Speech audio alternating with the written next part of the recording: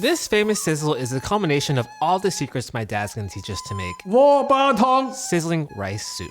This is really like 2 recipes in one video. A heartwarming soup paired with crispy, crackling pieces of literal fried rice. Now, you can buy pre-made rice crackers, but we're gonna start by learning how to make these on our own. 今日同你介紹呢個咧，就係鍋巴湯。嗱，呢個都係買翻嚟嘅鍋巴，大嘅中國超市咧都會有得賣。嗱，呢個咧就係我自己整嘅，用啲飯自己整。你咩？因為好多地方唔一定買到鍋巴噶嘛，咁我就首先整個鍋巴俾大家聽嘅先。呢就係飯嚟嘅，你將啲飯倒過落嚟呢度。We'll start with a small bowl of freshly cooked rice. 撳扁佢。係咪即刻整好定係嗰個嘢啊？啲飯最好就熱，如果凍咗咧，佢就唔會黐埋噶啦。趁熱嘅時候咁樣撳開佢，撳扁就得噶啦。With our hands, we'll flatten the rice between pieces of saran wrap. 我自己整嘅就我都冇乜所謂，自己整就慳啲錢咯。依嚿要50個先一塊。你去餐館食一個order4塊俾你，如果你係我order攞多一個，咁攞多一嚿會1蚊一嚿，飯嚟嘅啫嘛，好平嘅啫嘛。Oh my god！ 係啊，哇！將佢撳扁之後咧，就咁啦。裏面啲有卡士啊？佢唔會黐啦嘛。嗱，下邊你乾咗之後，一拎開咪得咯。What kind of rice do you use？ 煎米粉煎米啦，我用都泰國米就腍啲，就 OK 咩米都得，最好就用糯米，拍爆得嚟靚啲。不過好似我哋啲靚時，不過糯米轉米你整得好一樣嘅啫。咁擺度吹乾佢，曬乾佢。如果你係冇太陽咁啊，擺焗爐200度嘅焗爐，唔好太高就燶晒啦。等佢慢慢扯乾佢，乾透咗先得。如果唔乾透咧，佢炸起嚟佢唔會發嘅嚇。To dry it out, we'll set the flattened rice in direct sunlight for at least 6 hours. If you don't have enough sunlight or time, you can also bake it in the oven on a tray for 3 hours at 200 degrees Fahrenheit. Then they'll be ready to cook. 呢度講鍋巴冇人識嘅，我哋細個咧成日食鍋巴嘅，鍋自己係鑊，巴就飯焦，呢個係進化咗咁樣做。我哋細個嗰時食嗰啲鍋巴正式係鍋巴就飯焦。飯焦紙收尾食剩咧就燒熱嘅撞俾啲鬼聲嘭一聲，好似像你頭先咁樣，一聲爆起晒，咁啊鏟起晒嗰啲飯焦，連啲水連啲湯。所以唔一定要炸。嗰啲飯焦已經係金黃色㗎啦，唔使炸㗎啦嗰啲。仲靚過呢啲啊！咁樣鏟起嗰啲飯焦嗰啲湯啊，就好香過呢啲嘅。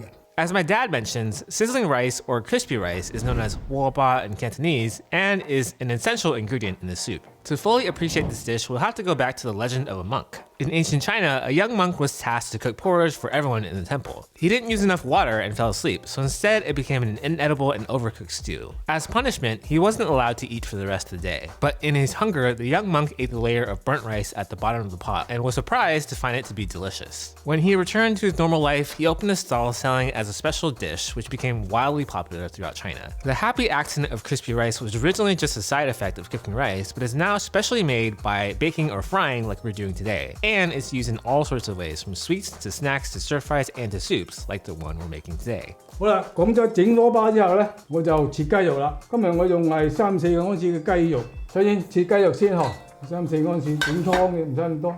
We'll start with slicing our chicken breast into thin slices. 咁就夠㗎啦。隻片片開佢。For chicken breast, we can turn our knife horizontal and cut it in half to get smaller slices. 然之後片。Then continue cutting the halves into thin slices. Now we'll marinate it. 炒之後咧，用少少鹽，有啲味，等佢有啲味嗬，半個茶匙夠啦。1個茶匙嘅生粉，繞一繞佢，咁樣嗰啲肉咧就會滑啲㗎啦。呢個湯匙嘅水上去，撈勻佢。Then we'll mix it in well. We have all of these ingredients listed on our blog at madewithlau.com, along with step-by-step instructions and video clips to guide you as you make the recipe at home. After the chicken, we'll move on to some shrimp. 擺喺度，蝦都係用3-4安士就夠㗎啦。你仲中意多啲少啲冇所謂啦。呢個湯嘅就啲殼。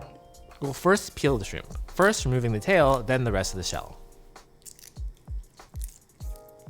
一開二片開佢，我哋做湯唔需要成隻嚇，一片開就得㗎啦。一開二，幾大？26-30個蝦嚟㗎，好大隻，所以片開佢咯。Because the shrimp we're using today are bigger, my dad cuts them in half horizontally. In the US, shrimp are sold by the amount in a pound. Our shrimp today is 26 to 30, which means there are 26 to 30 shrimp in a pound, which is considered extra large. If you prefer smaller shrimp, you should get those bigger numbers. If you're looking for sustainable seafood options, make sure to reference the Monterey Bay Aquarium Seafood Watch website. After cutting, we'll use water to rinse the shrimp.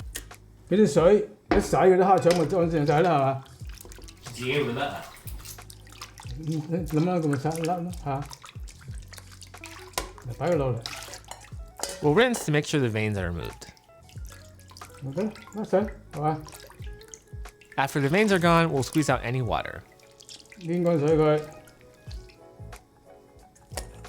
Now we'll marinate them.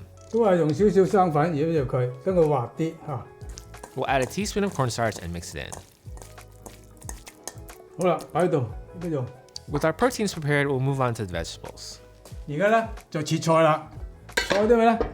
嗱，呢個係雞髀菇嚟嘅，擺喺度洗下佢。呢個咧係紹菜嚟嘅，喺度擺佢。呢個係白菜，白菜都係3個盎司咁就。紹菜係3個盎司，3、4個盎司啊。呢個佢呢個雞髀菇咧都係2、3個盎司。We'll put all of our vegetables into a large bowl of water to wash them. 洗佢。紅蘿蔔、刨皮都係用2個盎司夠啦，唔使多。For our carrot, we'll cut off the hard ends and peel it. Then we'll wash all the vegetables together. 嗱，而家咧就俾水洗晒佢，呢個雞髀菇嚟嘅。啲菜方面咧，你隨你啦本嚟咧用荷蘭豆，但係買唔到荷蘭豆，而家用啲青豆都 OK， 一樣得。We'll also add 1 ounce of green beans. 菜嗱，我哋以前食鍋包湯邊有咁多料嘅仔，嗰啲鍋包湯咪俾啲咁多腐乳咁樣撈咗就鍋包湯好靚啊，就冇呢啲而家又菜又魚蝦又豬肉嗰啲啦。Here's a pro tip on washing veggies from the CANTO Cooking Club. Add a little bit of salt to the water. 用1個湯匙個鹽上去啦。嗱，點解我要用啲鹽水嚟浸一浸個西芥蘭咧？因為西芥蘭佢或者會有啲蟲蛋啊，或者啲其他啲菜蟲啊咁樣躝過嗰度，所以啲鹽水咧可以殺菌。Before diving into the 4 things salt water does to bacteria, we share more of these techniques in our new course, the CANTO Cooking Club, where each month you'll get 30-minute classes on the fundamentals of cooking, from wok technique, prepping ingredients, crafting flavors, and more. Now, 1. Salt dehydrates the cells of bacteria. 2. The enzymes and proteins become dysfunctional. Then 3. The cell structures are broken down due to osmosis. And finally, 4. Cell death occurs. To achieve this effect, just soak the veggies in saline water for around 2 to 3 minutes. Then transfer it to a clean bowl of water. If you want cooking to feel more effortless, go to club.mayotalao.com or click the link in our description to master Cantonese cooking and directly support our channel in the process. After we wash all our veggies, we'll set them aside to drain before cutting them. Now, we'll cut the vegetables. 切菜呢啲係潮菜嚟嘅。 With the Napa cabbage, we'll cut them into small pieces about half an inch thick. 呢個湯啲菜啦，唔好切得太大嚿呵。喺度，呢個係雞髀菇。 With the king oyster mushroom, we'll first cut it in half lengthwise, then lay the halves down and cut into small pieces like the Napa cabbage.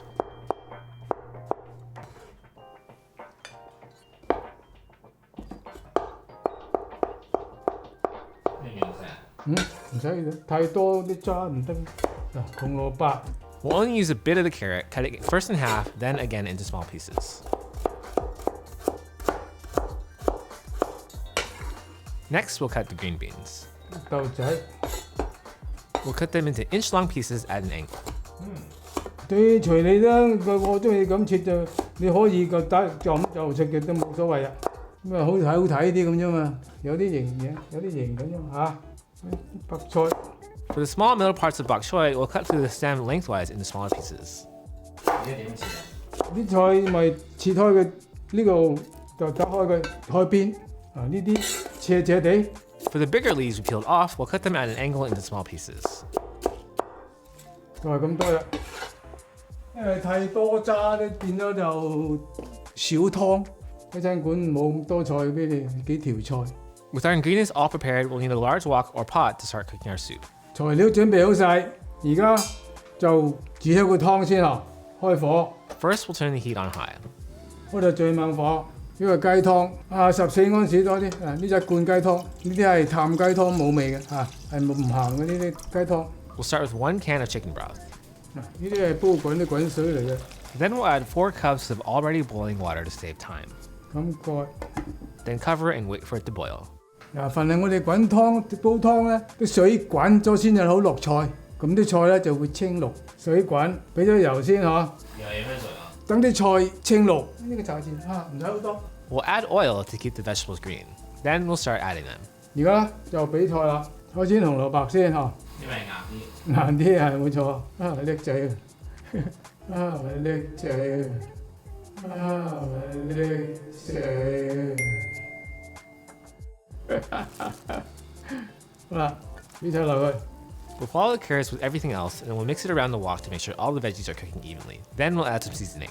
俾鹽，用2個茶匙，咁大煲呀，啲糖落去調一調味，等啲味調和啲，半個茶匙，冚蓋佢，滾就得㗎啦，一滾跟住落埋啲肉 ，OK。 With the wok covered, we'll wait for it to boil. 好，滾啦。 When it boils, we can remove the lid and add our proteins. 先落雞肉。 We'll give the chicken a quick mix to make sure it's not all stuck in a clump. Then we'll add it to the soup. Make sure that the pieces of chicken are separated by mixing them around the wok. After just 20 to 30 seconds, we'll follow with the shrimp. 再落蝦。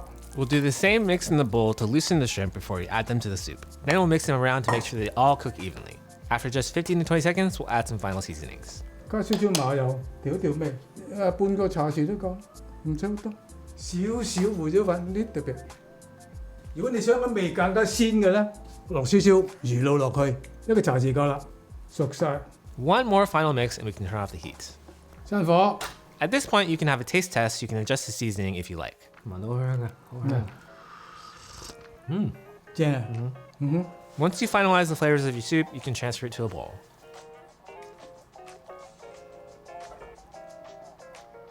Now that we're done with the soup, we'll move on to the sizzling start of the show, for which we'll need a dry wok. For convenience, my dad just uses a clean one here, but you can also just clean and dry the same wok we just used. 而家咧炸鍋巴，炸呢個鍋巴咧，佢油溫又好高，最少375度嗰頭先啊！即刻俾油咧係俾4個安士油咁上下啦，夠油先至冚得到啲鍋巴先至得。 How far ahead can you prepare the rice? 如果提早2日咧，你起碼等佢乾先得噶嘛，一定要乾透炸得佢先浮起。嗱，如果你冇呢個咧，你可以俾1粒落去試下佢，俾落去即刻浮起就證明佢夠油溫啦。啊，你俾1粒落去，咁咧就未夠啦。OK， 380應該夠啦。嗱，睇住啦。 When the oil is at 375 degrees Fahrenheit, we'll add in our rice crackers. 跟住浮起晒啦，係咪？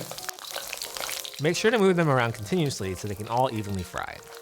This dish is famous for its sizzle after the rice is added to the soup. But why does that happen? The short answer is because of boiling. Water boils at 212 degrees Fahrenheit, where it changes from liquid to gas and becomes steam. So if you fry the rice crackers at 375 degrees Fahrenheit and immediately add them to the soup, it vaporizes the water around it. This is why you hear a sizzle and why you see steam erupt from the soup. This is also why hot oil splashes wildly when you add something wet to it. The steam that's trying to escape instantly launches the oil, which is why you want your foods as dry as possible when deep frying. It's also why you need to add the fried rice crackers to the soup while it's still quite hot, or else the rice and oil won't create the steam and there won't be much sizzle. 得㗎啦，得㗎，起得㗎啦。